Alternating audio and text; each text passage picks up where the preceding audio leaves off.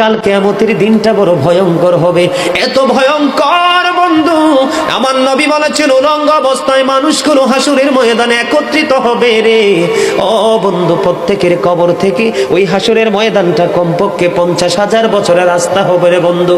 এই জন্য নবী যখন মেরাজের রজনীতে বোরাক দেখেছিল, আমার নবীকে আল্লাহ দাওয়াত দিয়েছে, বোরাক দেখে আমার নবী এত ক্রন্দন করেছিল, মনে হয়েছিল যেন আমার নবীর চক্ষু মুবারক দুইটা ঝর্ণা হয়ে গেছে।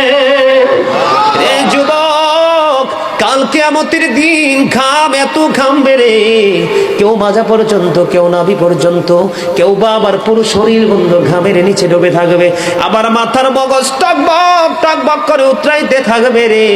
আল্লাহ বলেছেন লা ইয়ামুতু, people will not die that day, সেদিন মানুষ আর মরতে পারবে না। আল্লাহ বলেছেন ফিহা ওয়ালা ইয়াহইয়া, people will not be able to live that day, মানুষ সেদিন বাঁচতেও পারবে না। আমার আল্লাহ বলেছেন অমাহুম আনহা বিগাইবিন, people will not be able to escape that day, সেদিন মানুষ সেখান থেকে পালিয়ে যেতেও পারবো না রে।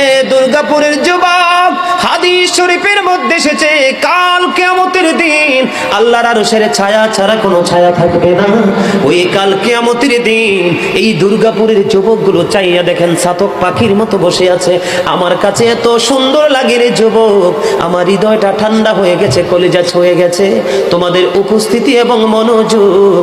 আল্লাহ রাব্বুল আলামিন হাদিস শরীফের মধ্যে এসেছে কাল কিয়ামতের দিন আর 7 শ্রেণীর মানুষকে আল্লাহর আরশের ছায়ার নিচে জায়গা দিবে রে। এর মধ্যে বিশাল একটা টিম থাকবে পৃথিবীর যুবকেরা।